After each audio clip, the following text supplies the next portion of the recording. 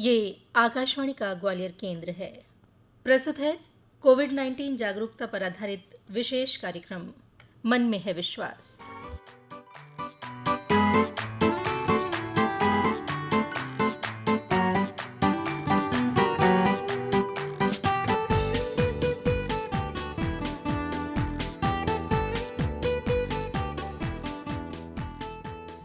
कार्यक्रम सुनने वाले सभी श्रोताओं को तुलिका का नमस्कार।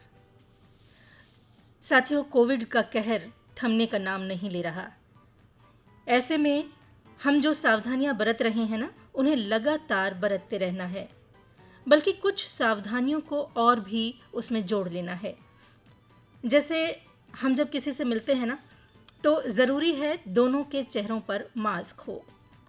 मास्क मिलते समय तो ज़रूरी है ही, आपस में बात करते समय और ज़्यादा ज़रूरी है। बोलते समय हमारे मुंह से आवाज़ के साथ लार या थूक के जो महीन कण निकलते हैं ना, वही ड्रॉपलेट्स एरोसॉल बनाते हैं और ये एरोसॉल संक्रमण फैला सकते हैं। तो सावधान रहिए, किसी से भी बात करते समय मास्क ज़रूर लगाइए। हालांकि तमाम डॉक्टर्स और वैज्ञानिक विभिन्न शोध कार्यों में लगे हैं कि इस महामारी से हमें निजात मिल सके। बेंगलुरु के राजा विजय कुमार भी ऐसे ही एक शख्स हैं जिन्होंने ऐसी मशीन बना ली है जो कोरोना वायरस को नष्ट करने में पूरी तरह से सक्षम है।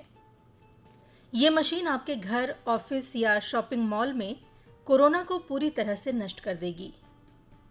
अमेरिका और यूरोप ने 26 कड़े टेस्ट के बाद इसे मंजूरी दे दी है। यानी ये मशीन पूरी तरह से इस दावे पर खरी उतरती है कि ये कोरोना के जो एरोसॉल हैं उन्हें नष्ट कर सके। ये एक मशीन है जो छोटे से ड्रम या कैमरे की तरह है। आपके ऑफिस या किसी भी पब्लिक प्लेस में अगर ये लग जाएगी तो वहाँ 1000 फीट के एरिया के सारे वायरस नष्ट कर देगी। एरिया के हिसाब से मशीनों की संख्या निर्भर करेगी। बड़े एरिया में ज़्यादा मशीनें लगेंगी। अगर कोई कोरोना मरीज वहां आकर छींकेगा या बोलेगा और उसके बोलने या छींकने से जो हवा में वायरस फैलेगा, उसे ये मशीन तुरंत नष्ट कर देगी। लैब टेस्टिंग में ये पाया गया कि ये सिर्फ कोरोना फैमिली के ही वायरस को नष्ट नहीं करेगी, बल्कि अन्य बैक्टीरिया, फंगस और दूसरे इको फ्रेंडली जीवाणुओं को बल्कि नष्ट नहीं करेगी। तभी इसे अमेरिका और यूरोप से मंजूरी मिली है और सीई सर्टिफिकेट भी इसे मिल गया है। उम्मीद है कि 15 अगस्त 2020 को इस मशीन का लॉन्च किया जाएगा और बड़े पैमाने पर इसका उत्पादन आरंभ कर दिया गया है। श्रोता साथियों, हमें गर्व होना चाहिए कि हमारे देश के जो वैज्ञानिक हैं वो इस क्षेत्र में पूरे जी जान से लगे हुए हैं। बहुत से युवा हैं जो इसी तरह की उद्यमशीलता में लगे हुए हैं। ऐसे युवाओं की, ऐसे वैज्ञानिकों की संख्या हमारे देश में जितनी ज़्यादा होगी, हम उतना ही आत्मनिर्भर हो सकेंगे। ऐसे ही एक युवा हैं शोभित नाथ शर्मा, जो एडवेंचर स्पोर्ट्स से जुड़े हैं। पर्वतारोहण और मोटरसाइकिल रैली में अपने उत्कृष्ट प्रदर्शन के लिए जाने जाते हैं। शोभित अपने सामाजिक दायित्वों का निर्वहन भी बहुत अच्छी तरह कर रहे हैं, चाहे वो फेस शील्ड बनाकर देने की मुहिम रही हो या अब नारियल के छिलकों से कोकोपीट और एक्टिवेटेड कार्बन बनाने की मशीन का निर्माण। ये सब वो अपने समाज और अपनी प्रकृति की रक्षा के लिए स्वतंत्र तौर पर कर रहे हैं। शोभित के बारे में और अधिक जानकारी हासिल करने के लिए हमने उनसे बात की। आइए शोभित से की गई ये बातचीत आपको सुनवाते हैं। शोभित, आपका हमारे कार्यक्रम में बहुत स्वागत है। नमस्कार। जय हिंद। मैं सबको नमस्कार करता हूँ। दुनिया अभी तक आपको एक एडवेंचर स्पोर्ट्स के खिलाड़ी के तौर पर जानती थी और अब पिछले करीब 6-8 महीनों से एक सोशल वर्कर के तौर पर भी जान रही है। हम शोभित के हर पक्ष को सामने रखना चाहते हैं दुनिया के।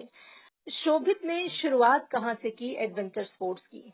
एडवेंचर स्पोर्ट्स का सफर तो बहुत पुराना है। मेरे जो दादाजी हैं, मेरे ग्रैंडफादर, वो पुलिस में रहे। तो मेरे ख्याल से उनका ये रहा, बच्चे पढ़ाई लिखाई में कैसे भी हो, खेल कूद और स्पोर्ट्स में आगे होने चाहिए। वाह। तो वो सोच के साथ उन्होंने हमें बड़ा किया। तो जो स्पोर्ट्स में हम लोग आगे रहे, तो शुरू में कराटे मैंने काफी आगे तक खेला। मैंने अंडर 19 इंडियन टीम में भी जगह बनाई थी अपनी। वाह, क्या बात और इंडिया टीम को रिप्रेजेंट किया था मैंने अंडर 19 में। और काफी बाकी फुटबॉल और एनसीसी से जुड़े बहुत सारे काम में एयर विंग में था एनसीसी में, तो प्लेन उड़ाना और वहाँ पे बहुत सारी एक्टिविटी होती है, वो करना मैं काफी एंजॉय करता था। तो वहाँ से मेरी स्टार्टिंग हुई। फिर जब मैं 12th क्लास हुआ था तो पहली बार मैं पहाड़ों की तरफ गया। अपने घर वालों से परमिशन लेने में बहुत टाइम लग गया, क्योंकि घर वालों को लगता है कि बच्चे छोटे हैं तो ज्यादा पता नहीं क्या कदम उठा लें, गलत तो नहीं चले जाएंगे, पहाड़ पे तो नहीं गिर जाएंगे। बहुत टाइम तक कन्विंस करता रहा, फिर जाके दादाजी ने मेरे सपोर्ट किया और मैं फिर पहली बार जिंदगी में ट्रैकिंग में मनाली गया। जो मैंने 6000 मीटर का पहला पहाड़ चढ़ा था, वहां से मेरी इसकी शुरुआत हुई, मेरी माउंटेनियरिंग की। और धीरे धीरे करते करते वो माउंटेनियरिंग से बाइकिंग में भी आया। मैं BMW का एडवेंचर स्पोर्ट्स बाइकिंग भी चलाता हूँ और 300 किलो 350 किलो की बाइक रहती है और हम लोग को वो डेजर्ट में और जंगलों में और ये कॉम्पिटिशन में है चलानी पड़ती है उसको। एडवेंचर स्पोर्ट्स हाल के दिनों में बहुत पॉपुलर हुआ है, लेकिन जिस समय आपने शुरुआत की होगी जनरली पेरेंट्स स्पोर्ट्स में बच्चों को नहीं भेजना चाहते, और स्पोर्ट्स वो भी एडवेंचर स्पोर्ट्स जैसा जो खेल है उसमें। तो पेरेंट्स को किस तरह से आपने कन्विंस किया, वो संघर्ष बताइए। शुरुआत में तो बहुत प्रॉब्लम होती है, क्योंकि एक माँ एक ऐसा शब्द है जो प्यार भी बहुत करता है और डरता भी बहुत है। तो हर इंसान की माता बहुत डरती है, तो हमारी माता श्री भी बहुत डरा करती थी कि मेरा एक ही बच्चा है, कुछ हो जाएगा। तो बहुत टाइम लग गया हमको कन्विंस करने के लिए कि हम लोग ये सेफ्टी यूज करेंगे, हम ऐसा जाते हैं इनके गाइडेंस में करेंगे, कोई मस्ती नहीं करेंगे, एक रिस्पॉन्सिबल स्पोर्ट्समैन की तरह वहाँ बिहेव करेंगे। तो एक छोटे से पहाड़ से स्टार्ट किया तो उनको थोड़ा कॉन्फिडेंस आया और फिर जब उन्होंने देखा कि मेरी मैच्योरिटी, क्योंकि एडवेंचर स्पोर्ट्स एक ऐसी चीज है जो लाइफ में आपको एक हॉबी तो है ही है, लेकिन आपकी पर्सनालिटी, असली पर्सनालिटी बाहर निकल के आती है। क्योंकि जब आप परेशानियों में होते हो तभी आपकी असली पर्सनालिटी का पता लगता है। तो जैसे एक सेइंग भी है कि कभी किसी आदमी का कैरेक्टर आपको पता करना है तो आप उसको जब मत देखो जब वो अपने कंफर्टेबल जोन में हो, वो जब देखो जब उसको कुछ पता ना हो कि आगे क्या करना है, उसको कुछ समझ नहीं आ रहा, तो उसका असली कैरेक्टर सामने आता है। तो वो बहुत कैरेक्टर बिल्डिंग में काफी हेल्प करता है एडवेंचर स्पोर्ट्स। तो वहाँ मुझे काफी हेल्प हुई। छोटी छोटी बातों का ध्यान रखना पड़ता था, डिसीजन लेना वो बहुत जरूरी रहता है लाइफ में, तो वो डिसीजन लेना वहाँ से सीखा। और साथ में एक ऐसी लाइफ देखी जो कंफर्ट जोन से बाहर थी, जो आजकल के बच्चे नहीं देख पा रहे। सब तो नहीं बोलूंगा, कई बच्चे ऐसे भी हैं जो बहुत एक्टिव हैं हमारे साथ, क्लास के भी टॉपर हैं और स्पोर्ट्स में भी टॉपर हैं। तो वो बच्चे जो हैं जो घर पे रह जाते हैं, मोबाइल में पबजी खेल लेते हैं या फिर गेम्स खेल लेते हैं और उनका खत्म हो जाता है दिन, तो वो कुछ प्रोडक्टिव कर नहीं पाते। और माँ बाप जो है आजकल के, जो हमारे टाइम में जो हमारे माँ बाप हैं उन लोगों ने तो बहुत संघर्ष किया हमारे साथ, लेकिन अब जो माँ बाप हैं वो दोनों वर्किंग रहते हैं, तो वो संघर्ष नहीं करते बच्चों के साथ। उनको कन्वीनियंट यही लगता है कि बच्चा हमारा घर पे बैठा रहे, लेकिन इसके कॉन्सिक्वेंसेस बहुत बुरे होते हैं आगे जाके लाइफ में। तो ये जीना सिखाता है एडवेंचर स्पोर्ट्स मेरे हिसाब से, और सब बच्चों को कंपलसरी करना चाहिए, स्कूल में भी लागू होना चाहिए कि एडवेंचर स्पोर्ट्स जरूरी है। एडवेंचर स्पोर्ट्स बाकी स्पोर्ट्स से कैसे भिन्न लगा आपको? स्पोर्ट्स ही होता है, बेसिकली स्पोर्ट्समैनशिप ही सिखाता है, लेकिन जो फुटबॉल या फिर हम कोई और गेम जो टाइम लिमिट का होता है उसमें हम लोग को पता होता है करना क्या, होना क्या है, और उसमें कोई गलती हो जाती है तो उसकी रिकवरी भी पॉसिबल है। फुटबॉल खेल रहे हो, गलती से आपने गोल आपके उल्टा आ गया तो आप उसको गोल कर सकते हो, दूसरे में उसको बराबर कर सकते हो। लेकिन एडवेंचर स्पोर्ट्स ऐसा है जहाँ पर कंसंट्रेशन लेवल इतना हाई रखना पड़ता है कि एक भी गलती ना हो। अगर एक गलती होती है तो डायरेक्ट जान पे आ जाती है बात, तो वो लाइफ थ्रेटनिंग हो जाता है। तो इसलिए ये एक डिफरेंस है। इसमें ये कभी भेदभाव नहीं करता हूँ कि ये अच्छा स्पोर्ट्स है ये बुरा स्पोर्ट्स है। हर स्पोर्ट्स कुछ ना कुछ सिखा के जाता है। तो वो एक एडवेंचर स्पोर्ट्स है जो 90% चीजें कवर कर लेता है सारे स्पोर्ट्स की, और उसमें टाइम भी ज्यादा हम लोग को देना पड़ता है और बहुत कंसंट्रेशन भी हाई होता है, तो इसलिए मैं वो प्रेफर करता हूँ। एडवेंचर स्पोर्ट्स में मेरे ख्याल से ज्यादा लाइफ स्किल्स सीखने को मिलती हैं। मतलब आप विपरीत परिस्थितियों में होते हो तो आपको खाना भी बनाना आना चाहिए, आपको पत्थरों पे सोना भी आना चाहिए, आपको विपरीत मौसम में अपने आप को बचाना भी आना चाहिए। ये सारी चीजें एडवेंचर स्पोर्ट्स सिखा देता है किसी व्यक्ति को। कंफर्ट जोन से आपको बाहर निकाल के रख देता है, वो आपको एक ऐसी हकीकत में ले जाता है दुनिया की कि जहाँ आप किसी पैसे वाले के बेटे नहीं होते हो, बेटी नहीं होते हो, आप किसी की बहुत पावरफुल इंसान नहीं होते हो, वहाँ पे हर आदमी प्रकृति के सामने बराबर हो जाता है। तो वो एक सच है जिससे आदमी अपने आप से रूबरू होता है वहाँ पे। तो प्रकृति किसी को नहीं बख्शती और सब बच्चों को एक जैसा ही पालती है। वो वहाँ से इसका एग्जाम्पल आता है। मुझे लगता है कि एडवेंचर स्पोर्ट्स जो है वो प्रकृति के बहुत करीब लेके जाता है, उससे प्रेम करना सिखाता है। बिल्कुल, उसकी इम्पोर्टेंस आपको बता देता है। ऑक्सीजन की क्या इम्पोर्टेंस है, आप उससे पूछिए जो माउंट एवरेस्ट चढ़ रहा होता है। ऑक्सीजन की क्या इम्पोर्टेंस है, आप उससे पूछिए जो हाई एल्टीट्यूड स्काई डाइविंग कर रहा होता है, जो अंडर वाटर सी डाइविंग कर रहा होता है। वहाँ आपको पता लगता है प्रकृति क्या है। हम लोग यहाँ पे खाना खाते हैं, प्लास्टिक यूज करते हैं और फेंक देते हैं। हमें लगता है कोई ना कोई ले ही जाएगा। वो कोई ना कोई कभी नहीं आता, कोई नहीं आता वो ले जाने के लिए, और वो सालों सालों में इकट्ठा होते होते पहाड़ बन जाता है। और उस पहाड़ को खत्म करने के लिए लोगों की जनरेशन लग जाती है। और गवर्नमेंट के अलावा हमारा भी कर्तव्य है कि हम कैसे न कैसे करके हम अपनी प्रकृति को बचाएं। और इसका सबसे अच्छा तरीका ये है कि हम प्रकृति के और करीब जाके इसका हिस्सा बने। तो ये एडवेंचर स्पोर्ट्स इसमें हेल्प कर देता है कि आपको प्रकृति के पास तक लेके जाता है और उसको उसकी इज्जत करना सिखाता है। इंडियंस बहुत लेजी ट्रैवलर्स होते हैं और बहुत रॉयल ट्रैवलर्स होते हैं। हम लोग को 5 स्टार होटल चाहिए, हम लोग को ये चाहिए वो चाहिए, लेकिन जो एक्चुअली में कैंपिंग के लिए लोग आते हैं वो नीचे दरी हुए सो रहे होते हैं, अपना खुद टेंट लगाते हैं। तो हमें ये बच्चों को ये भी सिखाना चाहिए कि खुद का टेंट लगाएं, खुद ही खाना बनाएं, खुद ही कैंपिंग करें। बिना फायर के भी खाना बनाया जा सकता है। ये चीज मुझे जब पता लगी, जब मैंने फॉरेन में लोग जो काम कर रहे थे, फॉरेन के बच्चे स्टूडेंट्स 8-8, 10-10 साल के स्टूडेंट्स, वहीं पे हम भी गए हुए थे। तो वो लोग ना स्टोव लाए ना कुछ, तो विदाउट फायर वो लोग खाना बना रहे थे। तो ये वो कैसे? वहाँ से वो उन्होंने ब्रेड यूज किया, ऐसा टोस्ट यूज किया, उसका चीज यूज किया। पुडिंग के लिए उन लोगों ने क्रीम लेके आए थे, वो फ्लेवर लेके आए थे। तो पूरा कंप्लीट फूड, पूरा पौष्टिक खाना वहाँ उन लोगों ने खाया और एंजॉय किया। हम लोग जो गैस वगैरह जो लेके ट्रैवल करते हैं, हम लोग स्टोव वगैरह, हम लोग के पास सिर्फ 2 तरीके का दाल चावल था। वहाँ बच्चे जो बिना फायर के खाना बना रहे थे, उनके पास 10 तरीके की क्यूजीन थी। और जल्दी उनका प्रिपेयर भी हो जा रहा होगा खाना। हाँ जी, प्रिपरेशन भी काफी जल्दी होता है और एक लाइट कैरी भी हो जाता है, क्योंकि स्टोव नहीं ले जाना आपको, कुछ ऐसा पकड़ के नहीं ले जाना, गैस नहीं लेके जाना, तो वो आपको बहुत ज्यादा लाइट कैरी हो जाता है। एडवेंचर स्पोर्ट्स में आने के बाद आपने बताया कि मनाली में आप माउंटेनियरिंग के लिए गए, उसके बाद आगे का सफर कैसा रहा? उसके बाद काफी सारे माउंटेन्स मैंने चढ़े इंडिया में ही। फिर माउंटेन चढ़ते चढ़ते लेह लद्दाख गया मैं, और वहाँ मैंने देखा बाइकिंग का, मेरे को थोड़ा इंटरेस्ट लगा, मेरी रुचि बाइकिंग की तरफ हुई। फिर एक ट्रायम्फ कंपनी है, ट्रायम्फ बाइक्स आती हैं जो यूके की कंपनी है, वो 1200 सीसी की उनकी बाइक रहती है। तो उनने मेरे को स्पॉन्सर करी एक जगह से, और मैंने एक रूट किया, और रूट करने के बाद मेरा इंटरेस्ट और उस तरफ आ गया। तो फिर खुद की मैंने एक BMW 1200 GSA बाइक खरीदी, जो 300-350 किलो की होती है और 1200 सीसी की रहती है। वो बाइक से फिर मैंने काफी जगह ट्रैवल किया इंडिया में। और फिर फाइनली एडवेंचर स्पोर्ट्स एक कंपटीशन होता है GS Pro की, BMW का, तो उसमें पार्टिसिपेट किया।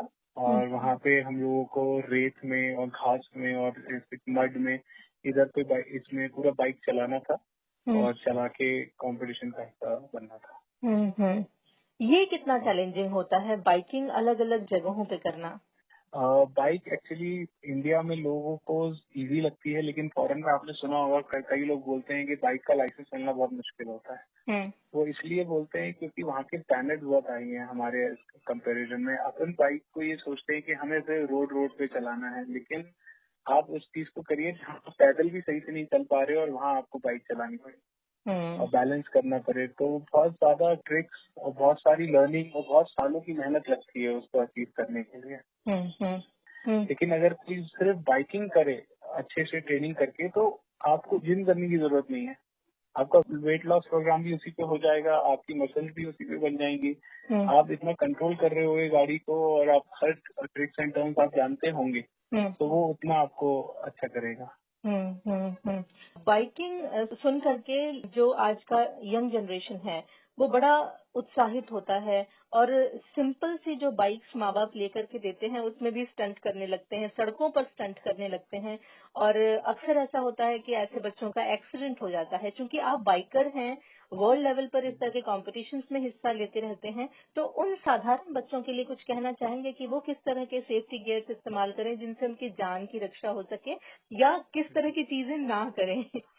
बेसिकली जो बाइक आती हैं ऐसी कोई स्पेसिफिक बाइक नहीं होती कि आप ये ही यूज करो और इसी पे आप कर सकते हो, ऐसा नहीं है, आप हर बाइक पे कर सकते हो। लेकिन जो बेसिक चीजों का इस ध्यान रखना जरूरी है, एक तो सेफ्टी गियर्स, जैसे आपने बताया जैकेट होता है, पैंट, हेलमेट, ग्लव्स और बूट्स, ये सब एक तो सेफ्टी गियर्स में आपको लेना चाहिए। सेकेंडली, कोई भी स्टंट करें या कहीं पे भी वो जाके कोई भी ट्रिक कर रहे हो तो हमेशा कंट्रोल्ड एनवायरनमेंट में करना चाहिए और कभी भी शो ऑफ नहीं करना चाहिए। लोग एक्चुअली क्या एक्सीडेंट इसलिए होते हैं, दोस्तों ये यार जो होते हैं, दोस्त यार होते हैं, वो जाते हैं एक दूसरे से कंपटीशन करते हैं, तो वो शो ऑफ करने लगते हैं, फिर वो सेफ्टी का कोई ध्यान नहीं रखते हैं और अपनी लिमिट पुश करते हैं। तो वो चीज को हम लोग को मतलब नेगेटिव करना चाहिए लोगों के लिए, लोगों के दिल में बिठाना चाहिए कि इन चीजों से कोई मतलब नहीं निकलता। और साथ में जो गवर्नमेंट के रूल्स हैं वो कुछ तो और स्ट्रिक्ट हुए हैं हेलमेट को लेके, या वो 1,000 रुपए का चालान आ चुका है और बहुत सारी रूल्स रेगुलेशन आ चुके हैं। मेरे हिसाब से इसको इनको जैकेट में और बूट्स में, बूट जैसे चप्पल पहन के आप नहीं चला सकते, तो वैसी बूट्स में और जैकेट और पैंट में भी आना चाहिए कि अगर आप बाइक चला रहे हो तो इतने प्रोटेक्शन के साथ चलाइए कि आपका एक्सीडेंट हो भी जाता है तो भी आपको कुछ ना हो, आप सेफ हो। किसी भी मशीन को आप कंट्रोल कर रहे हो तो आपका सबसे पहले तो दिमाग कंट्रोल में होना चाहिए, मशीन तो बाद में अपने आप कंट्रोल हो ही जाएगी। बिल्कुल, फोकस, मैं आपको वही कहा, एडवेंचर स्पोर्ट्स में सिर्फ फोकस एक चीज है जो उस चीज को, इस खेल को हर चीज से अलग बनाती है। फोकस आपका अगर यहाँ पे 100 की जगह 99.9 होगा तो there is a very good chance 0.01% का कि आप की डेथ हो सकती है इस स्पोर्ट्स के वो करते हुए, बिल्कुल नेगेटिव इम्पैक्ट।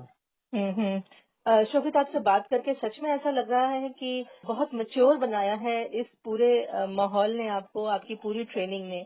जिस तरह के आज के युवा को होना चाहिए वैसा आप बात कर रहे हैं और लोगों को प्रेरित कर रहे हैं। धन्यवाद आपका। सोशल सर्विस की तरफ कैसे मुड़े? सोशल सर्विस तो एक्चुअली हमारे घर में ही सीखा है। हर आदमी को जैसे जो भी जिसको भी कुछ लर्न करना होता है, किसको भी सीख लेनी होती है और घर से सबसे पहले सीख मिलती है उसको। तो हमने बचपन से देखा है कि हमारे घर वाले दूसरों के लिए बहुत ज्यादा संवेदनशील रहते हैं। कोई किसी की भी हेल्प करने हो तो हमारे फादर, मेरे ग्रैंडफादर, मदर, कोई भी होता है, कभी पीछे नहीं हटते, कभी ना नहीं बोलते। तो वहीं से ही मेरे को ये एक सोशल सर्विस का आइडिया है और वो सोशल सर्विस की जगह मैं तो अपनी ड्यूटी मानता हूँ।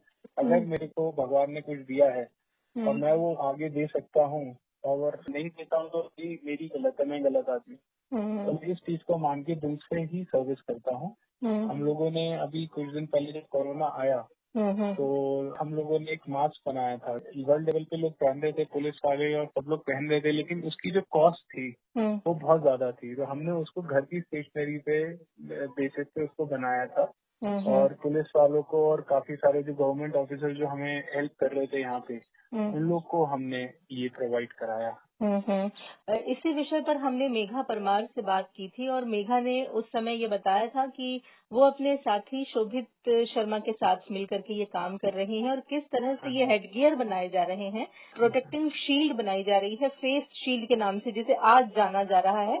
मार्केट भरा पड़ा है इस तरह के आइटम से, लेकिन उस समय सबसे पहल जो लोग बनाना शुरू किया था जिन्होंने, वो शोभित और मेघा थे।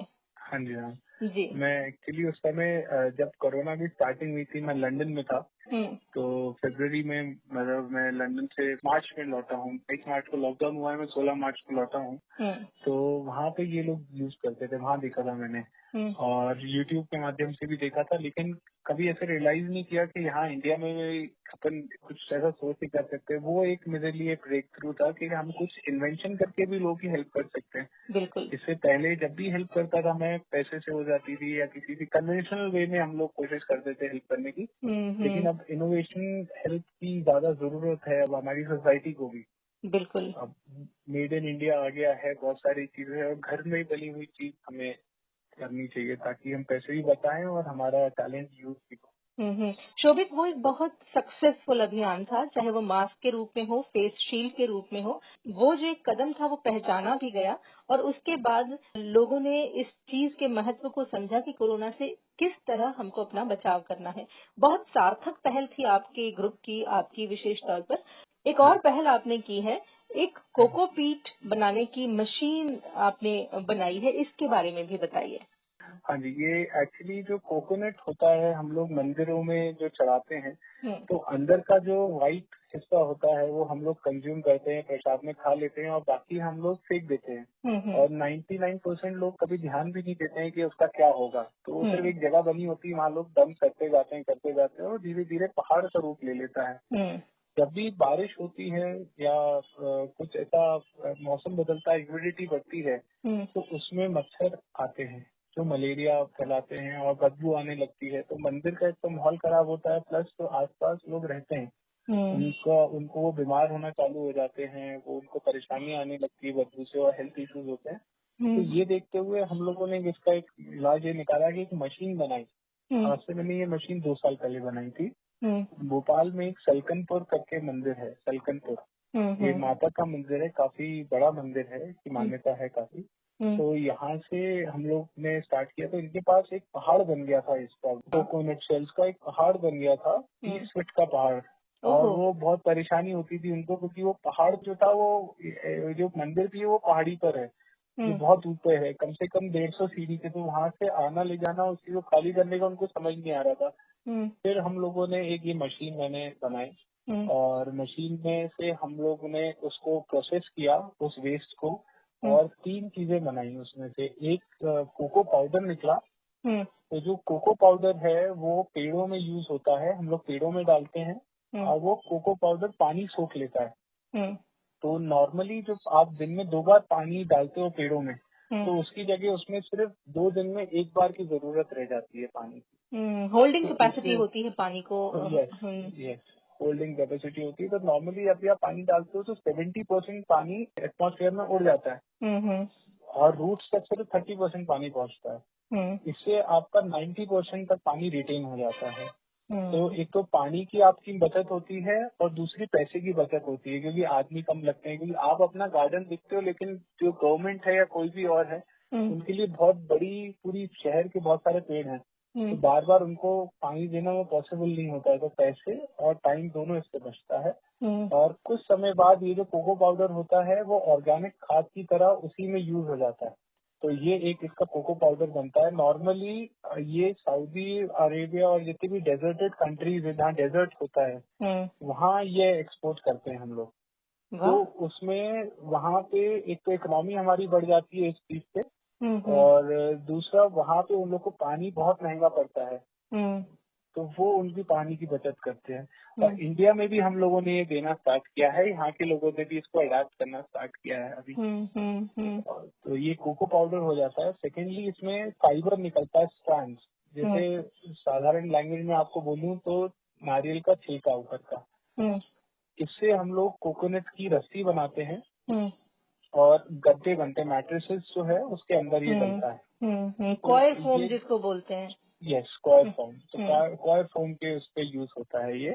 तो इसके ये 2 यूजेस हैं। और जो थर्ड, इसमें जो शेल्स बच जाते हैं, शेल्स की टुकड़ियां जो बच जाती हैं, तो उस खोल की टुकड़ियों से हम लोग एक्टिवेटेड कार्बन बनाते हैं। और एक्टिवेटेड कार्बन मेडिसिन कंपनीज में जो मेडिसिन मैन्युफैक्चर करती हैं उनको देते हैं। कुछ जो फेस वॉश बनाती हैं, टूथपेस्ट बनाती हैं, उन कंपनी को देते हैं एक्टिवेटेड चारकोल। और कुछ हम लोग आरओ प्यूरिफायर जो बनाते हैं, उन लोग को हम देते हैं एक्टिवेटेड चारकोल। मतलब कोकोनट शेल जो बचा हुआ है, जो कचरे के ढेर में पड़ा है, उसका कोई भी हिस्सा बर्बाद नहीं जाता, हर एक चीज का कोई ना कोई प्रोडक्ट बन जाता है। हाँ जी, 1% भी ऐसा कोई हिस्सा नहीं है जो बर्बाद होता हो। और साथ ही साथ इससे लोगों को रोजगार मिल रहा है, मशीन चलाने से लेके, वो कोकोनट उठाने से लेके और आगे मार्केटिंग करके बेचने तक। तो एक नई इंडस्ट्री खुद में खड़ी हो गई है। और साथ ही साथ इसका बहुत पॉजिटिव ये निकल रहा है कि एनवायरनमेंट को काफी हेल्प कर रहा है और ग्रीन इंडिया, क्लीन इंडिया की तरफ हम बढ़ रहे हैं। इस पूरे अभियान को आप का कैसा रिस्पांस मिल रहा है जनता का? गवर्नमेंट ने कुछ इसके लिए किया है? गवर्नमेंट से तो अभी ऐसा कोई सपोर्ट नहीं है और हम लोग अभी गवर्नमेंट के पास गए भी नहीं है क्योंकि हमारी इतनी कैपेसिटी नहीं है कि हम ज्यादा उसमें प्रोड्यूस कर सके। अभी हम लोकल मार्केट में ये दे रहे हैं नर्सरीज में, जो पूरे एमपी में तो अवेलेबल है और रिस्पांस भी काफी अच्छा है। लोग लेके जा रहे हैं, इस प्रोडक्ट को काफी पहचान मिल रही है और लोग पहचानते हैं, जानते हैं। अब हमारे को समझाने की जरूरत नहीं है, लोग अपने आप ही ये लेके जाते हैं। गवर्नमेंट का ये है कि गवर्नमेंट अभी जो ले रही है प्रोडक्ट, वो साउथ में भी ऐसी मशीनें हैं जो इम्पोर्टेड मशीन से बनता है, डिराइव होता है ये, और उसकी कॉस्ट करीबन मशीन की 60 लाख रुपए आती है, 50 से 60 लाख की उसकी कॉस्ट है मशीन की। और आपकी मशीन? वहाँ हमारी मशीन 10 लाख रुपए में बनी है, हिंदुस्तान में बनी है क्योंकि। वाह वाह। तो वो मशीन 60 लाख की आती है। तो उनका ग्राइंडर होता है, वो जितना भी उनके पास नारियल है उसमें कचरा भी ग्राइंड होके निकल जाता है, सब तो वो इम्प्योरिटीज मिली होती है, तो वो चीज वो काफी सस्ते में दे देते हैं। तो गवर्नमेंट टेंडर निकालती है तो उसमें स्पेसिफिकेशंस नहीं होता है कि क्या प्रोडक्ट और किस क्वालिटी का चाहिए, तो हम लोग वहाँ कम्पीट नहीं कर सकते हैं क्योंकि हमारा प्रोडक्ट बहुत ज्यादा प्योर रहता है और उसमें कचरा नहीं रहता है, तो हम लोग को कभी उतना का पड़ता ही नहीं है जितने का वो दे देते हैं। जी जी जी। अभी इस मशीन को आपने राम मंदिर को भी भेंट किया है, इसके बारे में भी हमारे श्रोताओं को बताएं। मेरी बहुत इच्छा थी कि मैं ये राम मंदिर जब बने अयोध्या में तो इसमें मेरा कुछ योगदान हो। अब जब ये अयोध्या में मंदिर बन रहा है तो उसमें भीड़ भी ज्यादा होगी, वहाँ के लोगों का बिजनेस भी बढ़ेगा। एक मंदिर सिर्फ अकेला एक राम जी के लिए नहीं आ रहा है, वहाँ के लोगों के लिए भी आ रहा है। तो वहाँ पे रहने वाले लोगों के लिए बिजनेस बढ़ेगा, अपॉर्चुनिटीज बढ़ेगी, सब कुछ, वहाँ भीड़ आएगी, टूरिज्म बढ़ेगा। साथ जब टूरिज्म बढ़ता है तो हमारी रिस्पॉन्सिबिलिटी है कि हम लोग एनवायरनमेंट को सेव करें, क्योंकि अभी तक जहाँ जहाँ देखा गया है, जहाँ टूरिज्म बढ़ा वहाँ एनवायरनमेंट खत्म होता है। तो उसको देखते हुए, फ्यूचर देखते हुए मैंने ये मशीन वहाँ पे देना चाहिए कि उसको कैसे भी करके हम कोकोनट वेस्ट तो मैनेज कर लें, बाकी साथ साथ होता रहेगा। शोभित, बहुत अच्छे विचार हैं आपके, और मुझे ऐसा लगता है कि यदि हिंदुस्तान का युवा आपके जैसे सोचने लग गया, 50% युवा भी आपके जैसे सोचने लग गया, तो हिंदुस्तान का भविष्य कुछ और होगा। आपको बहुत बहुत धन्यवाद। और मैं एक्सपेक्ट करता हूँ, मुझे पता है कि ऐसे बहुत सारे लोग हैं जो ऐसा सोचते हैं और करना चाहते हैं। कई लोग कर नहीं पाते क्योंकि उनकी जेब तंग होती है, कई लोगों के पास आइडियाज होते हैं लेकिन वो सही प्लेटफॉर्म तक नहीं पहुंच पाते हैं, तो वो एक रीजन जरूर रह जाता है। और गवर्नमेंट हमारी अच्छा काम कर रही है इसकी तरफ। कई सारे उन लोगों ने नए नए इंडक्शन प्रोग्राम स्टार्ट करे हैं, स्टार्टअप की भी हेल्प करती है। तो अब आगे आने वाला भविष्य बहुत ब्राइट है हमारे देश का। तो अब जो ब्रेन ड्रेन होता था, पहले हम लोग फॉरेन चले जाते थे, कोई भी हमारी टेक्निक लेके या कोई भी हमने वो कुछ भी इनोवेशन करते हैं तो हम फॉरेन ले जाते थे। तो उस चीज को अब हम लोग इंडिया में ही स्टार्ट कर सकते हैं। गवर्नमेंट हमारी इतनी हेल्प कर रही है, तो मैं यही कोशिश करूंगा और यही मैं प्रे करूंगा और सबसे गुजारिश करूंगा आपके श्रोताओं से भी कि जो भी आइडियाज हो वो कंट्री के लिए रखें। भले ही प्रॉफिट कम होगा अभी, लेकिन आगे आने वाली फ्यूचर और पुश्ते बहुत आगे तक आपको उस चीज का फायदा देके जाएंगे। शोभित, बहुत अच्छी बातें आपसे हुई और एक नई प्रेरणा मिलेगी युवा पीढ़ी को भी, और हमारे जितने भी लोग सुन रहे हैं उन्हें। बहुत बहुत धन्यवाद आपका हमसे बात करने के लिए। बिल्कुल, आपका भी बहुत बहुत धन्यवाद। जय हिंद, जय भारत। नमस्ते। ये थे शोभित नाथ शर्मा। श्रोता साथियों, जो ये लॉकडाउन लगा था वो सिर्फ एक पॉज का बटन था। जैसे ही वो पॉज हटा है, संक्रमण वापस से शुरू हो चुका है, इसलिए सावधानी बेहद ज़रूरी है। हमारे काम अनिश्चित काल तक नहीं रुक सकते, इसलिए कोरोना के बने रहते सुरक्षित जीवन जीने की विधि हमें सीखनी होगी।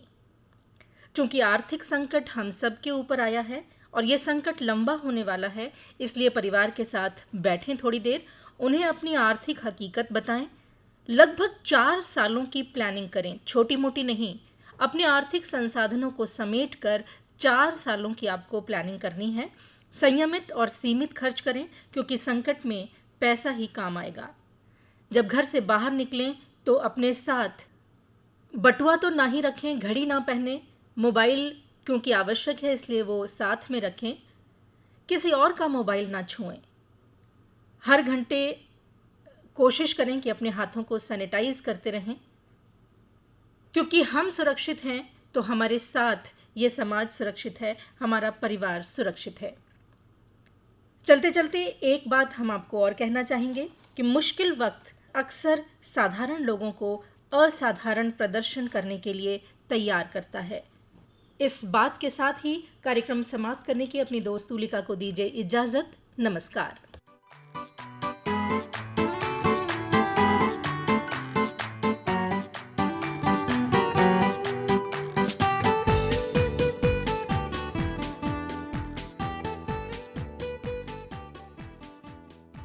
अभी आप सुन रहे थे कोविड-19 जागरूकता पर आधारित हमारा विशेष कार्यक्रम मन में है विश्वास।